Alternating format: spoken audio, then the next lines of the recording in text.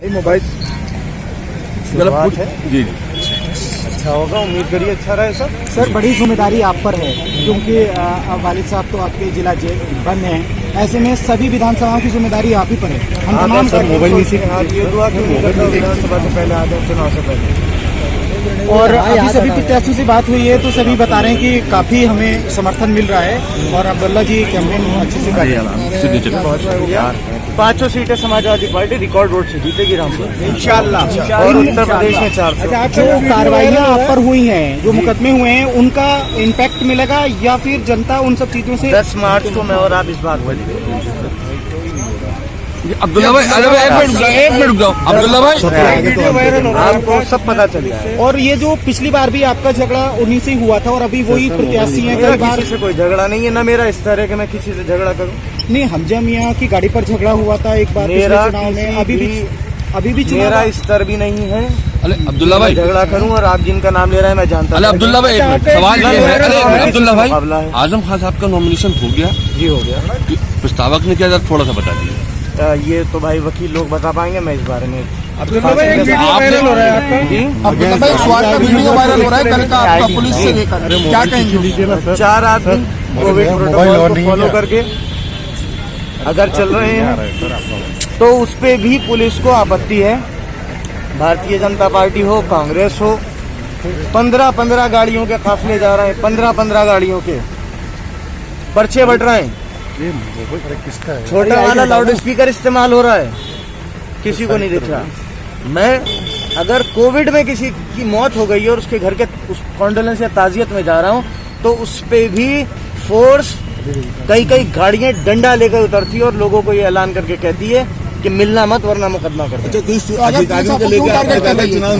आखिर कल पुलिस इतना टारगेट क्यों कर रही है आप? मैंने उस वीडियो में एक बात कही थी कि कोई इस बात का अच्छा नहीं मानता।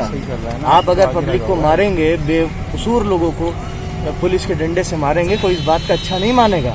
और अगर प्रशासन ये सोचता है कि ये करके वो भाजपा की मदद कर रहे हैं तो ये उनकी गलतफहमी है। इसका जवाब उन्हें 10 मार्च को मिलेगा। आपने कुछ अधिकारियों के मौजूद होते हुए चुनाव निष्पक्ष नहीं होने का बात कहा है। जी मैंने कहा है, मैं आज भी कह रहा हूँ कि कौन से ऐसे अधिकारी के कमिश्नर मौजूद है यहाँ निष्पक्ष चुनाव नहीं हो सकता। सर इधर देखो, इधर देखिए, निष्पक्ष चुनाव नहीं हो सकता।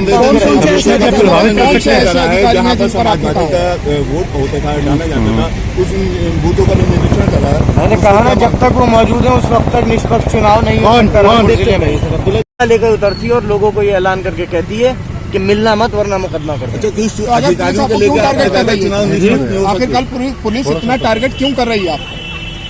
मैंने उस वीडियो में एक बात कही थी कि कोई इस बात का अच्छा नहीं मानता। आप अगर पब्लिक को मारेंगे, बेकसूर लोगों को पुलिस के डंडे से मारेंगे, कोई इस बात का अच्छा नहीं मानेगा।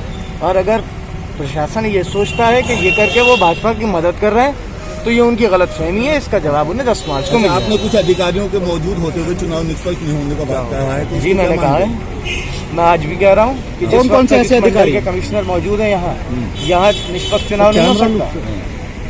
सर इधर देखो, इधर देखिए, निष्पक्ष चुनाव नहीं हो सकता।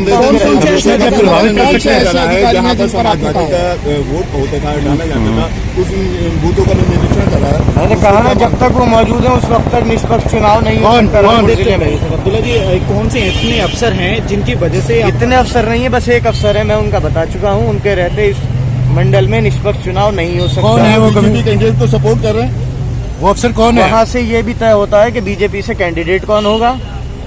एक घंटा और आधे घंटे इस बात का फोन पे डिस्कशन होता है कि तुम चुनाव कैसे लड़ो। उनके कॉल रिकॉर्ड दिखवा लिए जाए उन लोगों के। आप इन सब चीजों को लेकर आयोग को शिकायत करेंगे? जी मैं कर भी चुका हूँ और आगे भी करूंगा।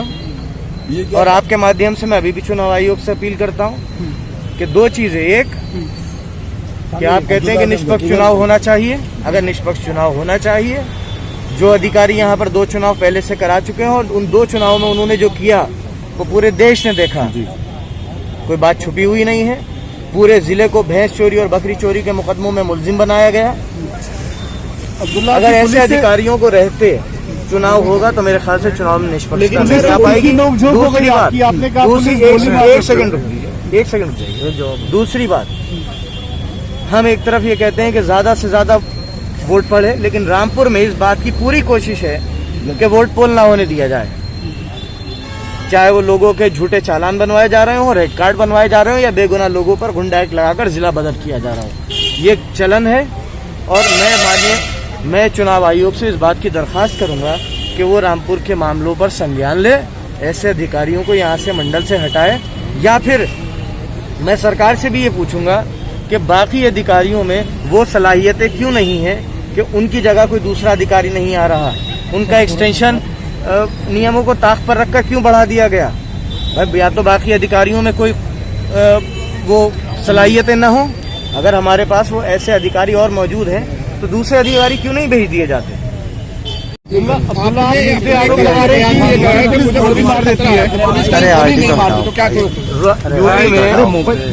जिस तरीके से पुलिस बेलगाम है, जिस तरीके से हजरतगंज जैसी जगह में मार दिया गया,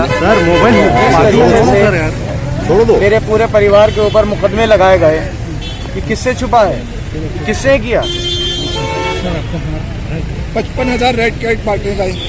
मैं कह तो रहा हूँ कि अगर लोगों को डराना है और उनका कि वो मतदान करने ना निकले, तो फिर मेरे ख्याल से वो जो हम कहते हैं कि लोग ज्यादा से ज्यादा वोट डालने निकले, लेकिन वो दूसरी तरफ जागरूक भी कर रहे हैं कि ज्यादा से ज्यादा आप वोट डालिए। देखिए, जागरूक करना और एक चीज रिटर्न में किसी को देकर डराना बहुत फर्क की बात है।